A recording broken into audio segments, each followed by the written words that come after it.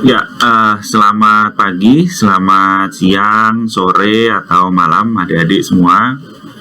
Pada kesempatan ini saya akan menyampaikan materi tentang faktor risiko pada penyakit karies, periodontal, oral cancer, dan kemudian nanti juga tentang terkait common risk factors atau risk factors yang di-share bersama-sama antara penyakit gigi dan mulut dengan penyakit sistemik ya, atau common risk factors dengan penyakit sistemik dari oral disease. Jadi sesungguhnya materi ini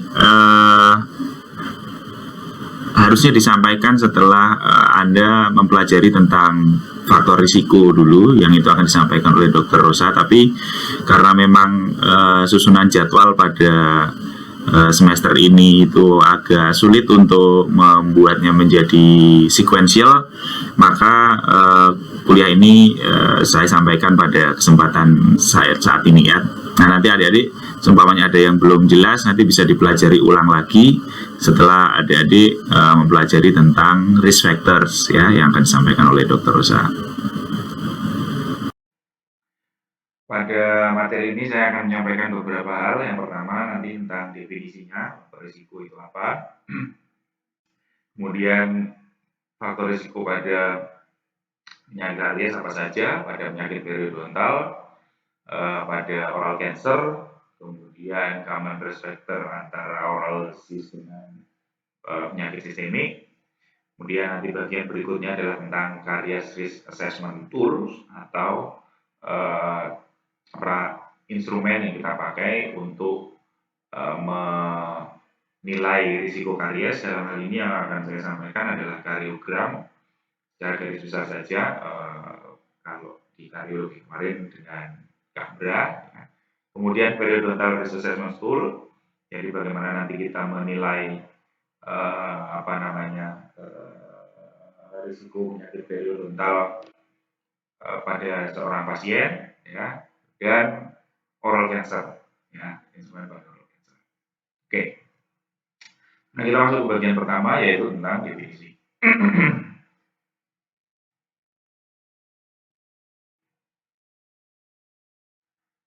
Faktor risiko kesehatan adalah segala sesuatu yang memiliki potensi untuk menimbulkan kerugian kesehatan pada pemajanan sesungguhnya. Ya, jadi segala hal yang memiliki potensi untuk menimbulkan suatu penyakit, ya, pada pemajanan atau pada exposure, sesungguhnya itu disebut sebagai faktor risiko. Nah, tapi tidak semua hal kemudian bisa kita sebut sebagai faktor risiko. Ada beberapa syarat, ya. Yang pertama, secara logika biomedik memiliki potensi untuk menimbulkan kerugian kesehatan. Jadi harus ada, kalau di dalam istilah kerennya itu kita bisa menggambarkan biological plausibility, ya, biological plausibility. Jadi kemungkinan secara biologis bahwa kalau ada suatu hal atau suatu faktor itu bisa menyebabkan penyakit tertentu. Oke. Seumpama, paling mudahnya kalau seumpama kita bisa bilang dalam penyakit periodontal, gitu ya. Penyakit periodontal itu punya hubungan atau merupakan salah satu faktor risiko pada cardiovascular disease atau penyakit jantung. Nah, maka kita tidak bisa begitu saja mempercayainya, atau kita tidak bisa begitu saja menyebutkan itu tanpa kita tahu ada kemungkinan beberapa jalur logika biomedik atau jalur biological plausibility tadi. Jadi bisa saja kita kemudian kemungkinannya adalah dari periodontal ada bakteri. Nah, bakteri itu yang kemudian ada beberapa ditemukan pada kelainan jantung yang terjadi akibat dari infeksi. Ya, nah, kemudian ada hubungan seumpama antara vaskularisasi ya, dari margin gingiva atau dari jaringan periodontal yang itu tersambung ke aliran darah di jantung. Nah, hal-hal seperti itu ya, alur bagaimana satu faktor risiko itu bisa menyebabkan satu penyakit tertentu yang bisa dijelaskan secara biomedis, secara biologis itu perlu ada ya, biological plausibility atau logika biomedik. Ya, bisa jadi tadi dari yang itu apa kalau periodontal dengan penyakit jantung, bisa jadi mungkin dari mekanisme lain, soalnya dari marker inflamasi. Oh, periodontal disease itu ada inflamasi. Di sana ada kenaikan marker inflamasi, di mana kenaikan marker inflamasi itu bisa menyebabkan satu perubahan pada kimia darah, ya. Yang itu apabila eh, apa namanya mengikuti aliran vaskularisasi kemudian sampai di jantung akan menyebabkan terjadinya perubahan kestabilan ritme jantung semuanya begitu. Nah itu adalah beberapa kemungkinan. Ini tadi saya hanya menyampaikan contoh ya, bukan berarti betul seperti itu, tapi hanya contoh saja, ilustrasi saja. Kemudian yang kedua, sejarah kesehatan merekam bukti timbulnya efek kesehatan tertentu akibat pemajaran oleh faktor tersebut. Jadi, eh, selain logika tadi, logika biomedik atau biological plausibility, sebuah fakta atau suatu faktor itu bisa menjadi risk factor itu kalau dia telah ada beberapa kejadian sebelumnya ya, yang menunjukkan bahwa pemajanan atau exposure terhadap faktor tersebut itu menimbulkan satu penyakit tertentu. Ya. Nah, oleh karena itu, maka apa? Karena kita berkaitan dengan kejadian sebelumnya, maka ini peranan kepustakaan sangat penting untuk menelusuri hubungan pemajaran dan efek kesehatan dari faktor risiko tersebut. Jadi, harus evidence based berdasarkan kepustakaan atau berdasarkan referensi atau literatur yang itu paling up to date adalah kalau kita melihatnya dari jurnal ya, jurnal-jurnal dalam beberapa tahun terakhir ya.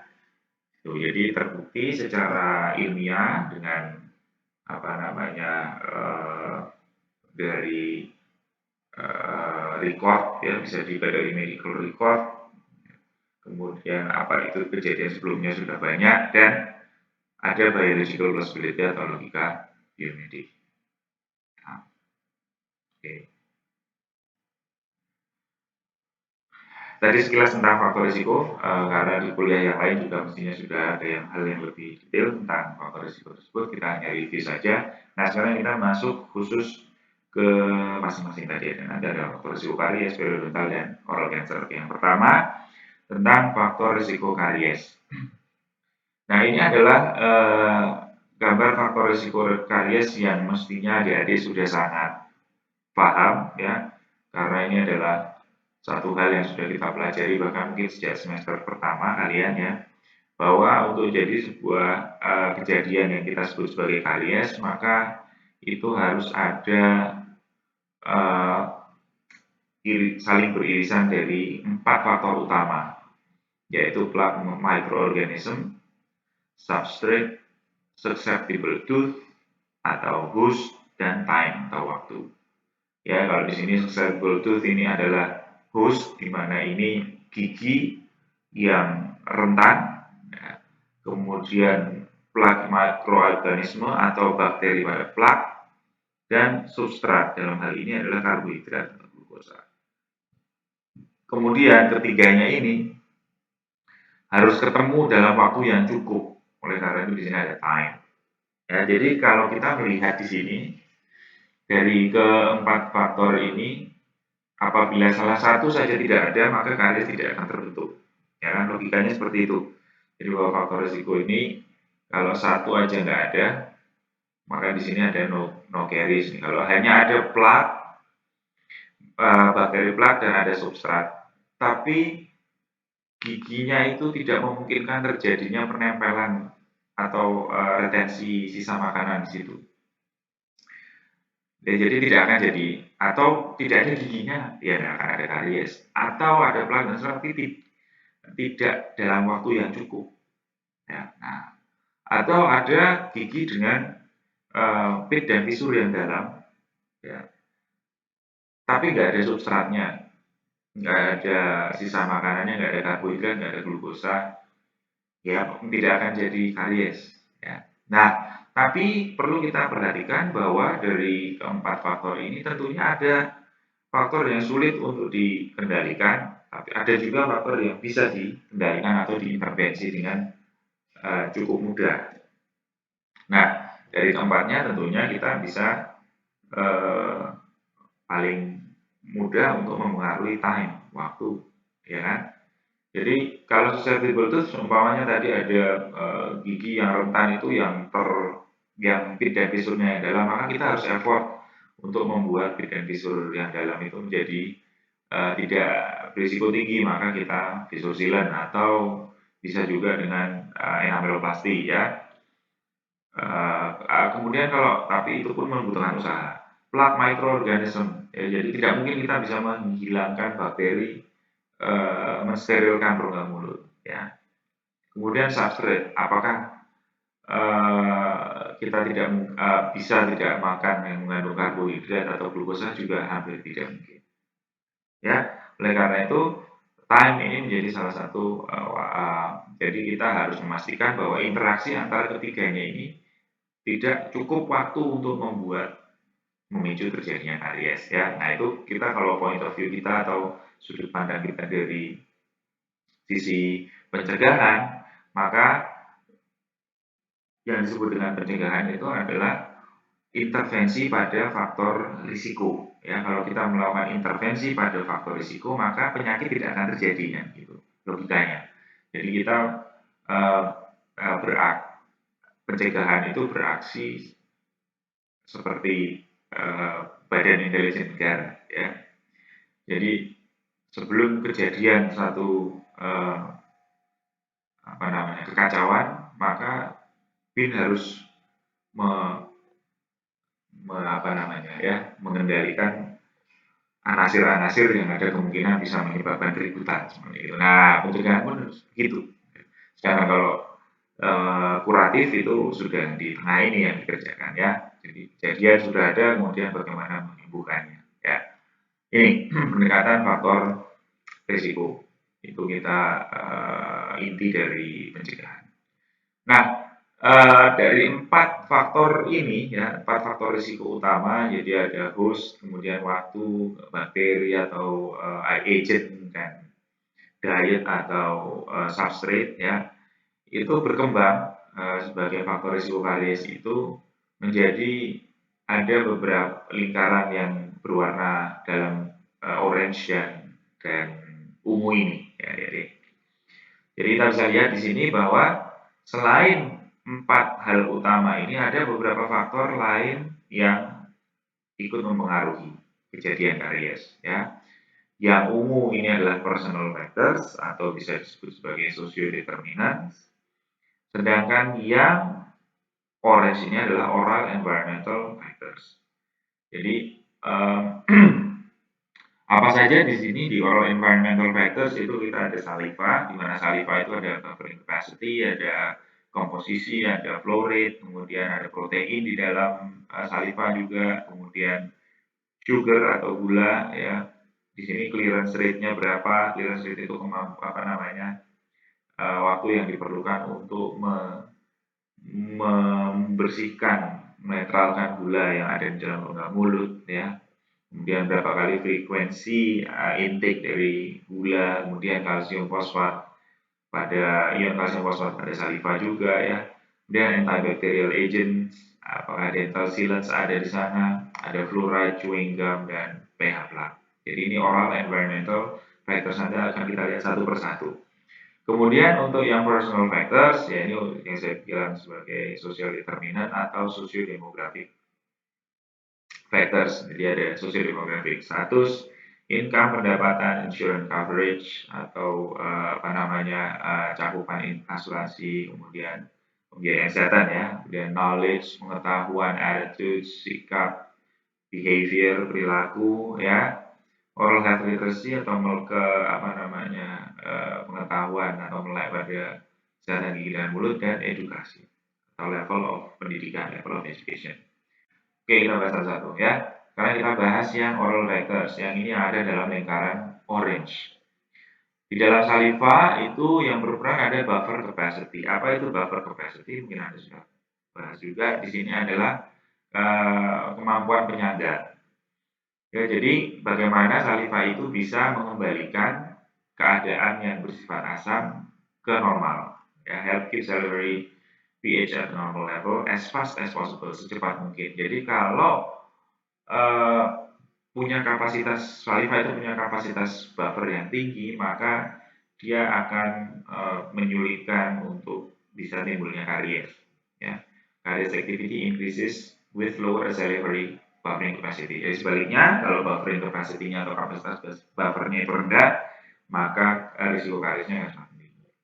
Kemudian komposisi dari saliva. Sekresi saliva itu mengandung atau komposisinya itu ada urea, ada asam amino, dan peptide. Ya, that could interact with bacterial metabolism in whole saliva to neutralize acids. Jadi komposisi ini urea, asam amino, dan peptide yang ada di dalam saliva itu bisa ikut berperan untuk menetralisir asam yang ada di dalam biofilm. Kemudian flow rate saliva juga mempengaruhi. Ya. Low stimulated flow rate was associated with increased dental caries. Jadi laju alir saliva yang rendah itu berisiko tinggi pada terjadinya karies. Seperti kalau pada lansia, jelas itu bisa mudah terjadi karena umumnya lansia mengalami penurunan produksi saliva. Ya, sehingga umum terjadi risiko karies akar pada lansia semuanya ya. Nah itu flow rate saliva ini bisa kita ukur ya. Nanti ya seperti kemarin kita di Kamble juga sudah bicarakan bahwa semakin berkurangnya aliran saliva maka bisa juga mempengaruhi komposisi, kemudian bisa juga mempengaruhi viskositas atau kekentalannya, yang itu semua sangat terkait dengan pembentukan plak yang nanti pada gilirannya akan menyebabkan demineralisasi yang berlebihan sehingga terjadi karies. Kemudian protein, ya, ion aspartat may function to reduce the rate at which these acids dissolve the two structure. Sama, dia menetralisir asam yang bisa menyebabkan demineralisasi. Kemudian lysine juga retard diffusion of acids, jadi mencegah terjadinya difusi asam ke dalam jaringan keras gigi. Jadi ada ion aspartat ya, bagian dari protein, dan lisin ya, ini enzim protein juga yang kalau aspartat itu menetralisir ya, mengurangi jumlah asam ya, jadi dia mendisolve, melarutkan atau menetralkan asam yang ada di permukaan gigi. Sedangkan protein lisin itu dia memperlambat terjadinya difusi dari asam ke dalam jaringan keras gigi. Ini protein yang ada juga di dalam saliva. Kemudian gula dari sugars ya, clearance rate ya. Nah, clearance rate itu adalah bagaimana kemampuan membersihkan atau menghilangkan gula dari dalam rongga mulut dan dari permukaan gigi. Nah, ini kemudian tergantung pada saliva dan juga tergantung pada jenis makanannya. Ya, ada makanan yang lengket, ya, lengket tapi dia tidak retentif, ya. Jadi tidak retentif itu tidak mudah melekat di dalam permukaan jaringan keras. Nah, itu lebih seperti clear, itu berarti clearance rate-nya lebih tinggi. Kemudian kalau high retentiveness, ada makanan yang retentif, bisa jadi tidak kental ya, tapi seumpamanya seperti biskuit gitu atau cookies ya, itu kan keras ya atau padat, tapi dia nempel ya, nempel pada jaringan, pada pit, pada fisur, dan itu sangat lambat clearance rate-nya untuk dibersihkan. Nah, ini termasuk dalam clearance rate yang berisiko pada karies. Kemudian frekuensi ya, sebanyak apa kita mengkonsumsi gula. Ya, kalau kita frekuensinya semakin sering, ya, jadi ada di dalam ilmu pencegahan ada namanya Stefan's curve atau kurva Stefan's. Jadi memang ada irama sirkadian turunnya pH rongga mulut ya, yang itu sejalan dengan waktu makan ya. Jadi pada waktu makan pagi, makan siang, dan makan malam itu pH di dalam mulut kita bisa ngedrop sampai di bawah 5,5 atau 5,5 ya kan, asam. Nah, di antara waktu makan itu kalau kita kemudian ada apa namanya snacking, ya, ada makan makanan kecil, maka dropnya itu menjadi lebih sering, ya. pH dropnya itu menjadi lebih sering, sehingga ini menyebabkan demineralisasi. Kemudian ion kalsium dan fosfat, ya. Nah, ini moderate correlation between low level of calcium and phosphate concentration in saliva with caries susceptibility. Ya, jadi selain kalau kita membicarakan kalsium dan fosfat, di komposisi di dalam apa namanya di dalam saliva pun ada, ya, ion-ionnya ada, dan itu walaupun bisa dibilang pengaruhnya tidak terlalu besar, tapi bisa juga dia menurunkan kerentanan karies. Kemudian pH plak dan microbial species. Jadi the rate at which the pH decreases is due in part to the microbial composition of dental plaque. Jadi tergantung komposisi dental plaque-nya juga itu apa saja bakterinya, itu bisa membedakan risiko karies dari orang per orang. Nah, jadi plak yang paling berbahaya, yang maksudnya dapat menimbulkan demineralisasi, itu bila ditempeli oleh populasi dari Streptococcus mutans. Ya, jadi Streptococcus mutans adalah bakteri pionir atau bakteri utama yang bisa melekat langsung pada jaringan keras gigi. Ya, kalau dia melekat langsung dengan jaringan keras gigi, dengan glukasnya, ya, dengan lipopolisakaridnya itu yang nempel, kemudian dia akan memproduksi asam karena memetabolisme sisa makanan yang ada di permukaan gigi. Ya. Nah, bakteri inilah yang akan bisa pertama kali menyebabkan terjadinya demineralisasi. Itu ini disebut sebagai spesies yang pionir. Ya. Kemudian chewing gum, ya, ini kalau kita membicarakan tentang chewing gum di dalam risiko karies, tentunya adalah dalam hubungannya untuk memicu produksi dari glandula saliva atau kelenjar saliva yang ada di sekitar rongga mulut. Ya, aktivitas mengunyah, nah tentunya itu akan meningkatkan flow rate saliva. Nah, meningkatkan flow rate saliva ini akan lebih banyak juga kalau pengunyahan itu pada chewing gum yang bebas gula, ya, yang bebas gula, sehingga tidak mengakibatkan memperbanyak substrat yang ada di dalam rongga mulut kita. Okay. Kemudian ada lagi fluoride, ya, inhibition of mineralization, reducing the solubility of the tooth mineral. Jadi dia memperkuat jaringan keras gigi, ya, memodifikasi hidroksiapatit menjadi fluorapatit, ya. Jadi fluorapatit yang ini lebih tidak rentan terhadap asam. Jadi fluorapatit itu struktur prismanya agak berbeda dengan hidroksiapatit. Mana hidroksiapatit itu ada celah-celah antar prisma yang bisa dipenetrasi oleh asam lebih mudah.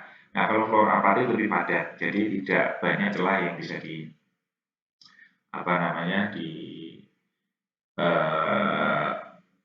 penetrasi oleh asam. Nah, selain itu, fluoride ini juga menginhibisi dari bakteri, ya, jadi dia menghambat pertumbuhan bakteri. Karena apa? Karena fluor ini punya enzim enolase, ya. Jadi enolase di dalam enzim bakteri itu akan terganggu oleh fluor, sehingga bakteri itu tidak bisa memetabolisme glukosa. Ya, jadi enzim yang dipakai oleh bakteri untuk memetabolisme glukosa namanya enolase. Nah, enolase ini dengan fluor itu dihambat, sehingga kalau bakteri tidak bisa memetabolisme substrat atau karbohidrat atau glukosa, maka dia nggak punya energi. Kalau dia nggak punya energi, maka dia tidak bisa hidup. Ya, jadi secara tidak langsung fluoride ini juga punya efek antimikroba. Kemudian antibacterial agents itu ada chlorhexidine yang kemarin kita di Cambra ya kita sudah bicarakan tentang chlorhexidine, xylitol juga, kemudian sodium bikarbonat ya atau yang berfungsi sebagai penetralisir acid ya, NaOH2 ya. Kemudian dental sealant ya protecting to surface by preventing the growth of bacteria ya. Jadi ini juga sudah kita bicarakan. Nah, kalau itu tadi oral factor, sekarang kita yang di lingkaran ungu ya. Yang di lingkaran ungu itu ada personal factors. Nah, personal factors atau socio-demographic factors itu ada jenis kelamin. Ya, di sini disebutkan bahwa female higher risk for caries than male. Ya, jadi perempuan mempunyai risiko karies yang lebih tinggi daripada laki-laki. Ya, apa namanya, bisa kita maklumi atau bisa kita pahami yang paling sederhana saja bahwa periode pertumbuhan gigi saat antara laki-laki dan perempuan berbeda ya. Laki-laki perempuan periode tumbuh giginya lebih cepat daripada laki-laki. Dan ini tentunya menyebabkan paparan dari asam ya, paparan dari rongga mulut yang pH-nya rendah itu tentu akan lebih lama pada perempuan dibandingkan laki-laki ya, sehingga resiko kariesnya di perempuan lebih tinggi. Kemudian genetic contribution that contribute enamel formation atau amelogenin ya. Jadi ini juga berbeda antara laki-laki dan perempuan ya. Amelogenin apa namanya pembentuk email ya, gen pembentuk email itu berbeda antara laki-laki dan perempuan ya. Jadi laki-laki lebih kuat. Kemudian lower salivary flow rate might be from hormonal fluctuation. Nah, perempuan itu mempunyai variasi fluktuasi hormon yang beda dengan laki-laki ya. Laki-laki relatif stabil ya karena dia tidak ada apa namanya proses kehamilan tidak ada, kemudian proses apa namanya sel telur yang produksi sel telur, kemudian sel telur luruh dan lain sebagainya bila tidak dibuahi itu menyebabkan ketidakstabilan hormon yang itu berpengaruh juga pada produksi saliva. Oleh karena itu memang perempuan lebih berisiko karies lebih tinggi daripada perempuan. Kemudian snack outside meal time, nah ini ya ini apa namanya lebih bersifat apa kebiasaan yang saya tidak tahu apa namanya evidence base-nya, tapi memang perempuan lebih banyak ngemil daripada laki-laki. Ya. Kemudian tooth eruption earlier yang tadi sudah kita bahas. Ya, itu dari sisi jenis kelamin. Kemudian dari sisi umur atau usia. Caries is with age. Jadi semakin tua risiko karies semakin tinggi ya. Accumulating effect exposed to oral environment longer, jelas ya karena apa namanya akumulasi dari efek dia sudah lama di rongga mulut si gigi itu dibandingkan dengan usia muda ya toh, sehingga risiko karies ini jelas lebih tinggi. Kemudian ada salivary flow rate yang berkurang ya, kemudian buffering capacity juga berkurang pada usia lanjut. Kemudian oral hygiene juga semakin berkurang. Oleh karena itu umur adalah salah satu juga faktor risiko. Kemudian income, ya lower income are likely to be at higher risk for caries as well as those in rural areas. Jadi kalau dia apa namanya status ekonominya rendah, sosial ekonominya rendah, kemudian hidupnya di desa dengan akses pada kesehatan gigi dan mulut yang lebih sulit daripada di urban area, maka risiko karies lebih tinggi. Kemudian lower income, ya jadi status sosial ekonomi atau sosial ekonomi yang rendah itu menyebabkan pilihan-pilihannya menjadi terbatas. Ya, pilihan-pilihan dalam apa saja? Pilihan-pilihan dalam makanan, pilihan-pilihan dalam agen untuk oral hygiene ya, kemudian pilihan-pilihan tentang fluoride ya.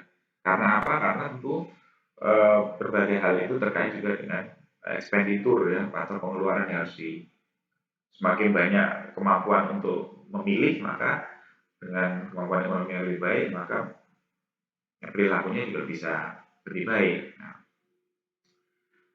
less access to dental service ya, apalagi kalau tanpa ada insurance, tanpa ada jaminan sosial, sehingga eh, makanya di Indonesia kita oral health sekarang sudah masuk ke dalam sistem jaminan kesehatan nasional, sehingga dia dapat ditanggung, itu sudah cukup baik untuk orang-orang yang punya akses yang kurang ke kesehatan gigi dan mulut. Kemudian ada oral health literacy, yakni pengetahuan tentang kesehatan gigi dan mulut. Dan yang ini adalah knowledge, jadi baik tentang kesehatan gigi dan mulut dan pengetahuan yang lain. Yang lebih berpendidikan, yang punya pengetahuan yang lebih tinggi, tentunya risiko karies lebih rendah. Kemudian attitude atau sikap, ya. Jadi ada pengetahuan, sikap, dan perilaku. Diawali dari tahu, ya, tentang kognitif, kemudian sikap itu keyakinan, ya, meyakini, berniat, ya. Nah, kemudian itu muncul sebagai perilaku atau behavior yang perilaku positif tentunya, yang itu bisa, kalau perilakunya positif maka itu akan menurunkan risiko karies. Oke, kemudian level pendidikan atau education, ya ini tadi sama kurang lebih dengan slide yang sebelumnya, ya literasi. Nah, semua faktor itu tadi apabila kita rangkum dalam sebuah gambar, maka akan ada hal-hal yang itu apabila kita lihat dalam kesetimbangan ini, ada yang memberatkan ke arah demineralisasi dan ada yang ke demineralisasi. Ya tentunya ada fluoride, kemudian kalsium fosfat, ya komposisi saliva, kapasitas buffer itu mendukung demineralisasi, tapi ada juga yang mendukung demineralisasi seperti bakteri yang overgrowth dan seterusnya. Nah ini kemudian ada behavior dan lain sebagainya, ini juga ikut berpengaruh. Nah inilah faktor-faktor atau risk faktor pada penyakit karies yang ini nanti kita nilai.